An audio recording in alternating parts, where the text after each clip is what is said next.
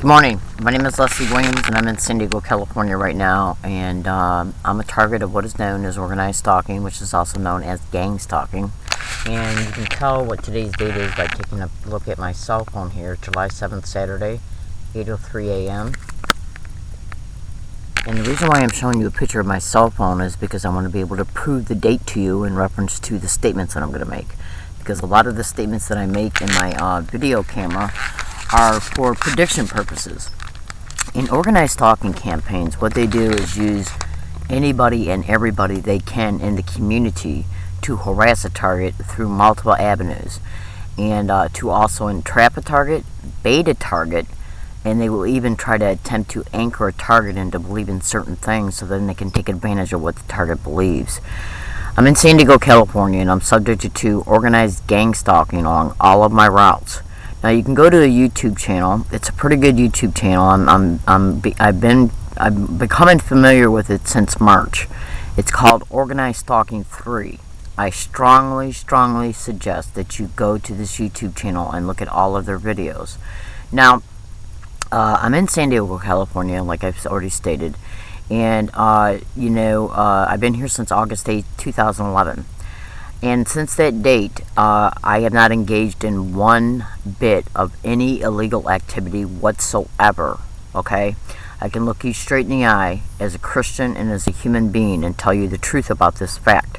I have not engaged in one criminal activity or illegal activity in any way, shape, or form. I have attention deficit disorder, so bear with me a little bit. I'm learning disabled. But I'm totally 100% capable of taking care of myself. If I wasn't, I'd already be trapped in the expeditions and aspirations concerning the motivations of why I was picked as a target. Now, I'm literally being subject to organized gang stalking harassment along all of my routes through creative means. And organized stalking is designed to literally be extremely hard to prove, and that's why I make prediction files. Because think about this: if a person predicts something might happen, and they describe how it might occur, okay, and then it happens, okay, then we can automatically deduce that there was a reason to predict it to begin with, because it was already going on, which gave rise and reason to the prediction. Then if you catch what's predicted on audio file or digital or video file as it's transpiring, then we can automatically see that this person, what they're predicting, is true. Okay? Now, I am a target of this crime. Everywhere I go, I'm harassed through what is known as organized stalking sensitization tactics. Okay? And every morning I make videos concerning what's happening towards me. And when I decide to periodically hike in San Diego, what they do is emit what is known as electronic harassment. Now, if you go to Google and type in organized stalking or gang stalking and electronic harassment, you'll come to understand that electronic harassment is always coupled with gang stalking or organized stalking. And when you see the amount of Google generated responses you'll get in reference to typing in organized stalking or gang stalking to electronic harassment, then you'll come to understand that statistically that's no accident. Now, I'm here to tell you also today that they used creative means to come at a target when they're hiking out at. They'll use anybody in the community using any excuse they can to make it appear that the approach is legitimate. Okay? So I'm here to tell you today, fellow American citizens and fellow San Diegoans, that they will use anybody and any excuse. Anybody between a parent and a child going for a walk to a senior citizen going for a walk, or any age group in between. Literally. And that's all over the internet as well. They're nothing but schemes. They're nothing but schemes that they use, okay, and develop before they implement them to produce a result. It's called framing the situation to frame the results of the situation they stage. So if anybody, for one, ever approaches me at any of my periodic hiking areas, it will be a direct orchestrated staged incident, okay, to make it appear that the approach was legitimate, to produce a result from the approach, and to call the police. Okay, and I'm here to tell you today that this is done for police report documentation purposes, because what they do over time is literally stage these incidences, which include everything from harass to approaching a target at a hiking area, harassment towards a target along all their routes, including by the business community as well, because the person who's managing and directing these schemes has power positions in the community to influence business owners, managers, supervisors, and securities personnel. Understand this and be very clear. Now, everything I'm stating to you can be Googled and cross-referenced to organized stalking. Like how I've mentioned businesses, you can go to Google and type in organized stalking and businesses like grocery stores, restaurants, movie theaters, laundromats, banks. And when you Google these separate descriptive terms, you and witness the amount of accumulated Google responses, and then stack them all together in reference to all the terms that you Google, you'll see that this expedition are factual realities. You can go to Google and type in organized stalking universities and get 7,600,000 responses. USD, SDSU, and UCSD are the main players in deliberately and intentionally, with complete malice aforethought, intercepting all of my emails for help. I have sent over 50 emails since I have been in San Diego, California since August 8, 2011 from these 3 separate universities, and have gotten no replies whatsoever. And the only reply that I got back from the San Diego Police Department was try to steer me to a place that I already know they can manipulate from behind the scenes, because they're literally directly and physically involved in this crime. Now, you can go to YouTube and type in learning disabled woman brutally assaulted on MTS bus. And as a result of going to YouTube and typing in learning disabled woman brutally assaulted on MTS bus, you'll literally see me being brutally assaulted on the bus. You'll also notice that the video is altered. Look at how the back door is periodically on the wrong side of the bus on that assault video. Also, look at how the rail that holds the mirror is on the wrong side of the bus and the mirror is backwards. Now, I've already made videos about why they altered that video. And blogs concerning it, which you can find by Googling learning disabled woman brutally attacked on MTS bus or brutally assaulted on MTS bus, and read those thoroughly. Okay, thoroughly. You can also, when you witness this YouTube video, you can also go into the comments feature of that video and understand that I have that there's a printed and scanned email that was attached, that was put in a PDF file, and then the PDF link was put in a blog. That blog URL address is in the comments feature of that YouTube video, and the printed out email literally shows me predicting that I'd be assaulted either walking, riding my bike, or on public transportation, and 11 days later I was. Now, I was already blogging before that assault that I was being harassed on buses and by bus passengers and by bus drivers feverishly before that assault occurred. Now, think about this. What's the likelihood of somebody predicting an assault based on what they're preparing to do? Because they had already had me assaulted at a bus stop on August 17, 2011, because I was blogging feverishly before that attack about what I was currently experiencing right in the calendar month of that attack. August 17, 2011, 9 days after I got here. Yeah. I was gang stalked from the second I got off I was gang stalked on the Greyhound bus to here. Literally. You would not believe what I know and what's happening towards me.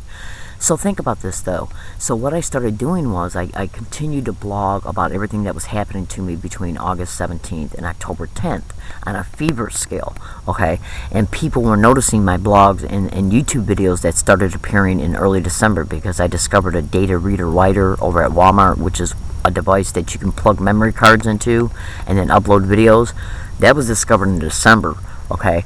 Now, between August 17, 2011 and October 10th, when they had me assaulted again, I was blogging feverishly about what was happening to me, and I was starting to prepare to look up congressmen's addresses, senators' addresses, to notify them. And I was also preparing by writing letters through Word document program over at USD Library, and by printing out the Barbara Boxer's privacy consent form to sign and either fax, mail, or literally take it to her office, that would have gave her permission to investigate the Department of Education, which in turn would have investigated USD, okay, U of M in Dearborn, Michigan, and Henry Ford Community College in Dearborn, Michigan, because this is a nationwide syndicate. You can go to Google and type in a gang stalking tech, everything you need to know. It's a manifesto of a manager of organized stalking crews. He flat out states in this manifesto, amongst a bunch of other things, that they're a nationwide syndicate. And when a target moves from one state to the next, to another state, that the syndicate that's in the state the target was in will pay the syndicate in the state the target's going to, okay, to take over in a campaign. And they seen that I was preparing to come to California, yeah, through cyber surveillance, which is an organized gang stalking tactic. Okay, so as a result of me preparing to go to Barbara Boxer's office, writing letters, okay, and then printing them out, printing out the privacy consent form over at USD, they staged an assault. And this assault also occurred 1.5 days after I went down to the San Diego District Attorney's office and told him I was a human trafficking target and that there was an extreme likelihood that the San Diego police were directly involved. That happened on October 7th. Okay, in the morning. I was assaulted on October 10th in the morning on the bus, which was 11 days after I predicted it in an email file as a result of me preparing to go to Barbara Boxer's office, because they don't like exposure. Now think about this. What's the likelihood of anybody predicting they'd be assaulted as a result of preparing to do something that would expose them, and then 11 days later I was brutally assaulted on an MTS bus? And then they went in my Gmail account and erased the prediction file, the email file that was printed and scanned. But what I did was, the day I made it, I copied it into a Word document program and then downloaded it to a USB drive, which saved the date electronically. And they haven't got a hold of that yet. But understand this and be clear. The same individual they got to attack me on that bus, who they then in turn let it get away, and then they had him appear on my path when I was at a bus stop on November 11th. Yeah. And that'll be explained later. And he was spotted by me, and I called the police. They arrested him. Yeah, they had me identify him at a second location. They showed up and then went in the direction I told them to walk to. Then they came and then they partnered with another San Diego police officer who caught him. Okay, and then they came and got me, and I identified him. And that was because the day before I uploaded the altered video MTS sent me, so they got scared and staged an arrest. Then when they seen on November 19th that I accidentally broke the video that MTS sent me, they turned around and backtracked and tried to tell me the guy I identified wasn't him. Yeah. The same exact guy who brutally assaulted me on the MTS bus, that they let it get away, the same guy they set along my path so they could let me identify him, see him and identify him, and then call the police. They staged an arrest and then backtracked on it. Yeah, they put in Rouse on July 4th, 2012. And why did they do that? Because they've been seeing lately that I've been taking video pictures of everybody that I can, as long as I can do it discreetly, along my path that is engaging in organized gang stalking towards me. And since it's one manager who's directing the whole thing, the people he gets to harass me along my routes, which includes Rouse management and Rouse employees, he directs them on what to do when I go to enter their environment, or when I'm on my way to, when I'm on my way to go there. He'll then place certain individuals there, including with the employees harassing me. They put him in an aisle that I always go in on July 4th. Hoping that I get out my video, spot him, and then probably follow him to take a video picture of him, because as soon as I spotted him, he walked away. It takes time for you to take a video camera out of your pocket to turn it on and everything. And that's why they put him in the aisle that I always go in. So I'd spot him and then walk after him to take a video picture of him, and then he led me into the back of the store where he could assault me, where there's a lot less witnesses. Trust me, I've been in that Rouse on multiple occasions. But they also turned off my video camera. Yeah, they turned off my video camera and my digital tape recorder through the capabilities of what is described as remote neural monitoring. And if you Google that, you can clearly see in the remote neural monitoring file online that they had the capacity to turn off any electronic device, and it specifically mentions video cameras. And luckily, I noticed that they turned it off, the video camera that I turned on to catch a picture of him, because it was running after I noticed him, and I turned it on, and I left it running as I was following him about 20 feet behind. And then he went to go towards the back of the store, so I went down the aisle. He went down. Midstream, I looked at my video camera, and it was turned off. So I got out the digital tape recorder to see if that was running okay, and that was turned off. They were baiting me to go into the back of the store. Look in the comments feature of this YouTube video.